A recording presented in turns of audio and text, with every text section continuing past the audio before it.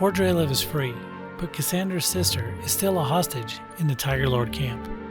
The heroes are headed east to fix that. What they don't know is what Armag is about to pull out of that tomb. Welcome back to the GM's Guide to Running Kingmaker. In this episode, I'll cover the final part of Chapter 7, Blood for Blood, where the heroes track down the Tiger Lords at the tomb of the original Armag and face off against Armag the Twiceborn, armed with the sword of his ancestor.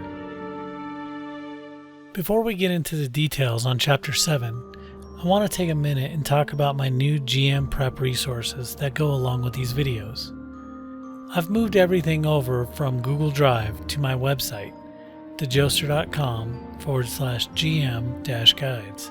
It's a full GM prep guide for Kingmaker, organized chapter by chapter. These pages are a written companion for my video guides, providing a little more reference detail.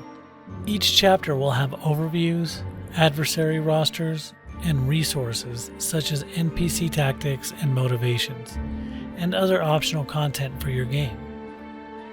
Link is in the description. If you spot anything missing or wrong, or just want to make a suggestion, there is a feedback form on the site. Okay, now back to Chapter 7.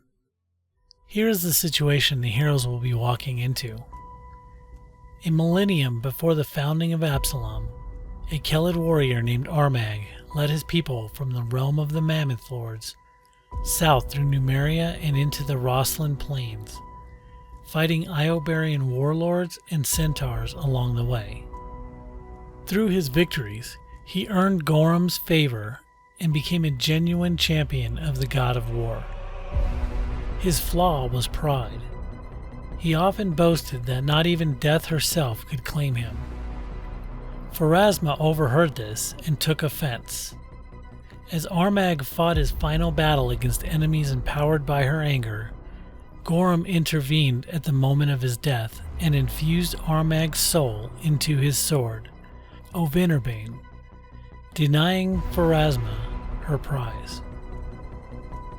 Gorum then sent visions to a Tiger Lord priest named Zorak, instructing him to build a fitting tomb and serve as its eternal guardian, charged with slaying anyone unworthy who sought the sword. The tomb would also serve as a test for any who might come to claim the sword. In present day, Armag the Twiceborn is a barbarian who believes that he is the chieftain reborn. He came to this tomb to complete its trials, claim the sword, and use it to unite the Tiger Lords under his banner. But that belief did not come on its own. The Sisters of the Bloodshot Eye are three clerics of Gyrona who found Armag as a child and raised him. They cultivated every piece of his identity, feeding him the story of his past life, shaping him into a man who would walk into this tomb without hesitation. If you ran the cult events in Chapter 4, the heroes have encountered the sisters before. They have been tracking the heroes since then. Their goal is not to see Armag rule the Tiger Lords. Their goal is to use him. A united Tiger Lord army, pointed in the right direction, is a weapon. Gyrona's worship is built on resentment and strife, and a destabilized region, or a war aimed directly at the hero's kingdom, serves that perfectly. Armag is just an instrument they intend to use.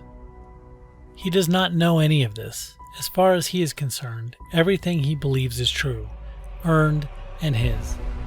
He is a complete zealot, and this is what makes him dangerous. Before the heroes can rescue Tamari Numesti, they need to know where the tomb is. The adventure assumes they found a Mecca Strune's map in the Fort Drelev library in Area C-27. That map marks Armag's camp and includes notes about the legend of the original Armag and the possibility of a tomb nearby. If your heroes cleared the library, they should have this. If they somehow missed it, there are a few options. If the heroes made a deal with Amekis or Contessa Murray, one of them can share the map. Another option is to have Satinder or another NPC find the map and bring it to the heroes. The tomb is located in Hex TL3 in Zone 12. This location is referenced on page 319. It's in a small box canyon in the hills. The Tiger Lords have set up camp directly in front of the tomb. The adventure notes that if the heroes delay too long, you can rule that Armag completes his trials, claims Ovinrbaane, and unites the Tiger Lords under his banner. It doesn't specify a hard timer or what this looks like mechanically, but the implication is open warfare, as the Sisters of the Bloodshot Eye will influence him to conquer the hero's kingdom. It also does not address what happens to the hostages, including Temeri Numesti. That's your call, but one natural consequence is that freeing them requires defeating Armag's armies before a final confrontation with Armag himself. The maps that I will be using in this video are used with permission from Racooze, the creator of these awesome maps. These maps and many more are available on their website, which I will link in the description. There are many top quality free maps as well as Foundry modules available to make importing the maps a breeze. Subscribers to his Patreon will also get grid variant maps, high quality versions, and advanced Foundry integration. The camp is a severe 12 encounter, which means that it's a real threat at level 12. 12 Tiger Lords, all rank 8 creatures, are in the camp when the heroes arrive. 4 are on active guard duty, another 4 are in the tents resting, and the remaining 4 are sleeping. The moment the alarm goes up, all 12 will join the fight.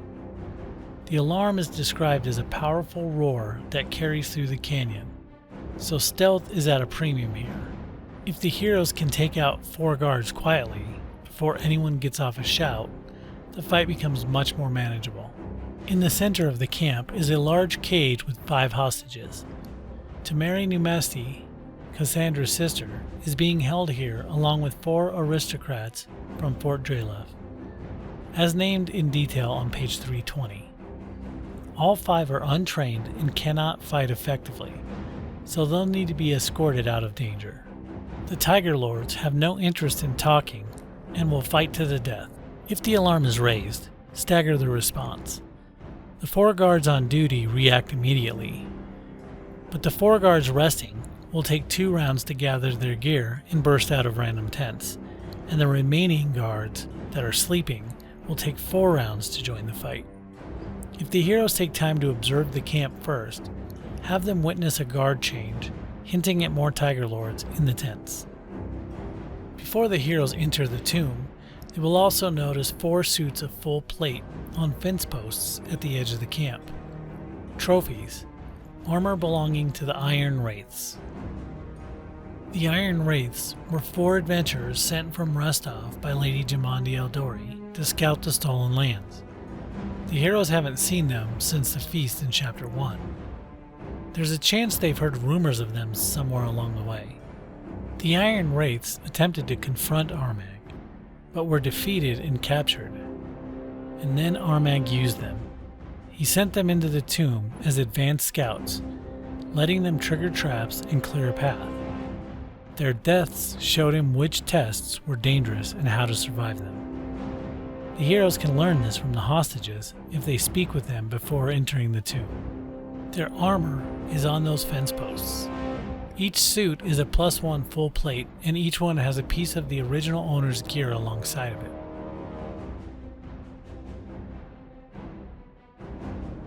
The tomb itself consists of 5 tests, each tied to virtues of Gorum: strength, endurance, tactics, agility, and prowess. How the heroes face the challenges of the tomb will affect their encounter with Zorak. Each test the heroes pass reduces the skill check DC in room D11 by 2. If the heroes blaze through every test, Zorak is easier to talk down. If they skip or bypass rooms, they face a harder negotiation. The Iron Wraith bodies provide some hints as to the test in each room. Armag sent them in first. He watched them die to each test so he could survive it. The bodies are evidence, showing the consequences of each test. When the heroes find the crushed body of Kralinx in D2, that's a clue. When they find Arven's body at the feet of the Golem in D9, that's a warning. The adventure does not describe the actual entrance to the tomb, but the map provided in the adventure depicts it as a natural cave leading to the tomb itself. Once inside the tomb proper, the walls are all made of carved stone, heavy with iron ore, streaked with oxidized rust that looks like old dried blood. Ceilings are 12 feet high unless otherwise noted. The walls of the tomb resist magical alteration. If anyone tries pass wall, stone shape, or similar effects, they need to succeed at a DC 16 flat check. A failure wastes the spell and deals 1d6 force damage per spell level with a DC 30 basic reflex save to anyone in the area. A DC 30 Identify Magic check will reveal this ward beforehand. All doors in the tomb are iron, sealed with the same divine infusion that protects the walls. Any worshipper of Gorum can open them by touch, even unknowingly. For anyone else, it's a DC 30 thievery check. Once unlocked, a door stays open until the room empties, and then relocks after 10 minutes. Before the heroes reach any of the tests, they must face the two sisters of the Bloodshot Eye that are waiting in Area D1.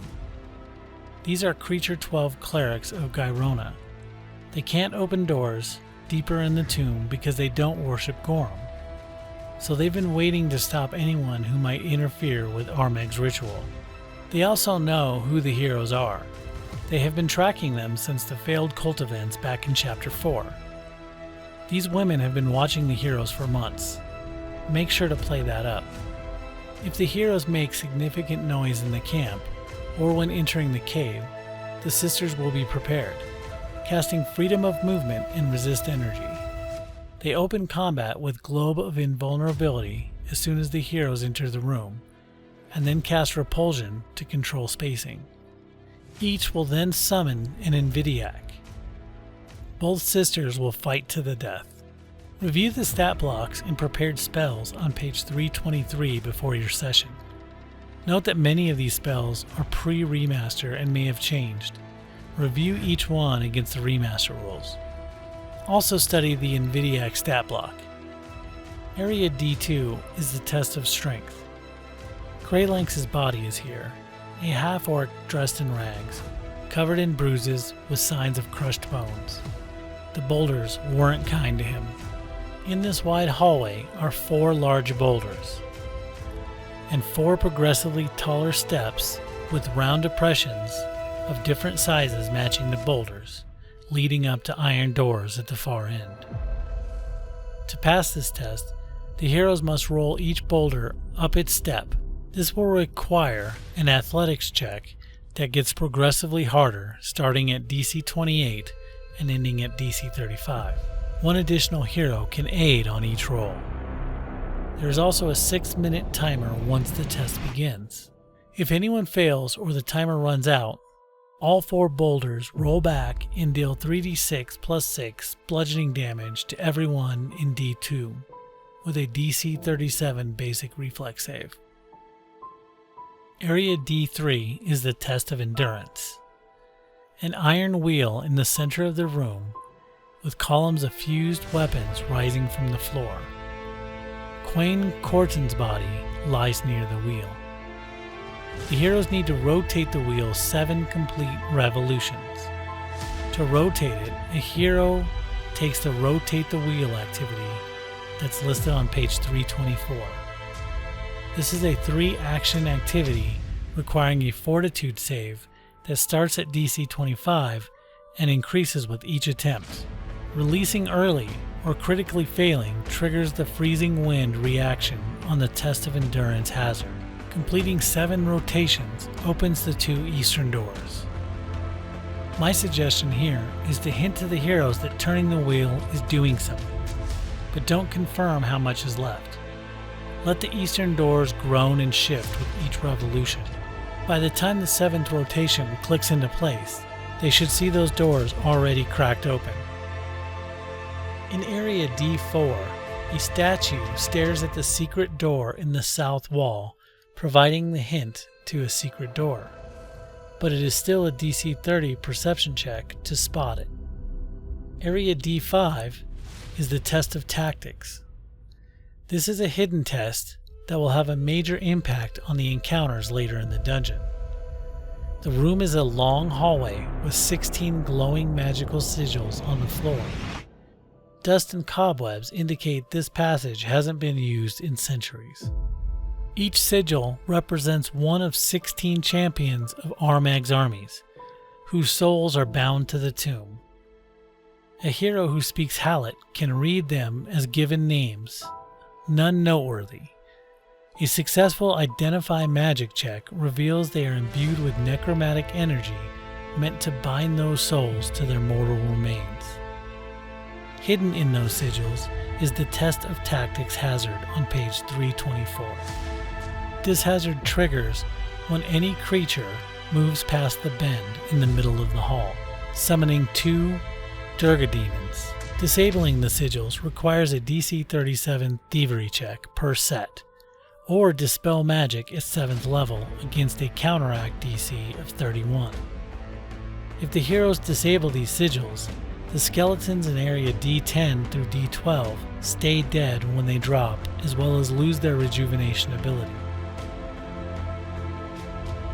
Area D6 is the Test of Agility. It's a circular room with a smooth false floor that pivots on a central point. When a creature steps onto it, the floor shifts and tilts. The goal is to get from one end of the room to the other without falling 50 feet into the spiked pits on the north and south sides. Falling into a pit deals 25 bludgeoning plus 2d6 piercing damage with a DC 33 basic reflex save. The floor can be disabled with 4 DC 37 thievery checks. There's some treasure in the spike pits if anyone wants to go get it. A hero with flight can bypass this room entirely. Area D7 is a hallway bisected by a giant cavern. Pillars of rock rise from the floor 30 feet below, making uneven stepping stones across the gap. This is where 2 vicious army ant swarms live. They awaken when anything contacts the floor of the cavern.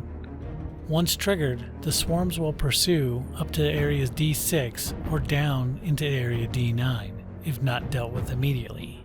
At the far end of the cavern floor lies the body of Nulfi of Trollheim. A DC 20 medicine or nature check confirms that she died of ant bites. Her body is there to entice the heroes to investigate and trigger the ant swarms. There are several areas marked D8. These are living quarters with no encounters, but each contains 2 D20 gold worth of forgotten treasures. Area D9 is the Test of Prowess. It is a large domed chamber. The body of Ovinrbaane lies at the feet of what looks like a massive statue of a suit of spiked plate armor, designed for a champion of Gorum. The statue is actually an elite iron golem. It activates the moment anyone steps into the room. And unlike most encounters in this dungeon, it will pursue throughout the entire tomb if needed. Note that the stat block for the remastered Iron Golem, now called an Iron Warden, does not have the same anti-magic rules as before. If this video or series has been helpful, please like the video and subscribe. And do me a favor and leave a comment below. Did your heroes try and negotiate with Zorak, or did they go straight to combat? I do read the comments, and I'm curious how that room goes at different tables. Area D10 is a large natural chamber filled with stalagmites, and the western side features a 20-foot tall ridge. 8 skeletal tiger lords are hiding at the western end behind cover, shooting longbows from range before descending into melee once out of arrows. If brought to 0 hit points from anything other than vitality damage, the bones fall and the armor and weapons crumble to dust. 1 hour later, they reform with armor and weapons intact at 1 hit point, and then their fast healing ability resumes. This is where destroying the sigils in Area D5 pays off. If the heroes have disabled those sigils, these skeletons stay dead. Area D11 is a stone temple chamber. This is a Temple of Gorum. 4 skeletal tiger lords flank the room, and a human male named Zorik stands at the center. He addresses the heroes in Hallet and asks their purpose. This is a social test. 1 hero will make the primary check, while the others can aid. The hero making the check can use intimidation, diplomacy, or deception. Each test that the heroes have passed in previous rooms reduces these base DCs by 2. On a success, Zorik and his 4 skeletons stand down, letting the heroes pass to Area D12. On a critical success, Zorik will thank the heroes for spreading the glory of Gorum. If the heroes are carrying Tiger Lord rings from the Hex Encounter NM1 or Area C48 in Fort Drelev, Zorik will upgrade them to the greater versions. Check whether the party has these equipped before the session. On a failure, Zorik initiates combat. He sends his skeletons into melee and repositions to the stairs leading to D12. He uses repulsion to control space, and then uses ranged spells. Below 150 HP, he uses 1 action heal spells on himself. Zorik will fight to the death. If mortal hands kill him, he achieves true death. His guardianship is complete. Area D12 is a large armory lit with braziers.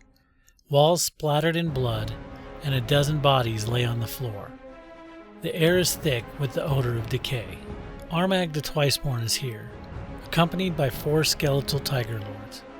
He slaughtered his own honor guard as proof of his devotion to Ovinrbaane, and he plans to use the heroes for the same purpose. He attacks on sight and fights to the death. Some important notes about Armag's stat block for this fight. His No Time to Die ability will define this fight. As long as Armag is raging while wielding Ovinrbaane, he cannot die. When he reaches dying 3, he becomes confused but keeps fighting. He only dies if Ovinrbaane is taken from him or if his rage ends while he is dying. If he is healed back to at least 1 hit point, his confusion ends. Once the heroes claim Ovinrbaane, it starts working on them immediately. Any hero wielding it who goes 24 hours without fighting a moderate or harder encounter becomes stupefied too until the end of their first turn in the next qualifying combat. Over days and weeks, the sword begins rewriting its wielder's physical features to resemble the original Armag. If the wielder goes too long without fighting, it also starts misleading them into believing they are the real Armag, and that anyone nearby who isn't obviously a follower is an enemy. There is no save against this. The full stats and description for Ovinrbaane are on page 587. Once Armag is defeated, there are 2 more rooms worth exploring. D13 is Armag's tomb, the final resting place of the original Armag.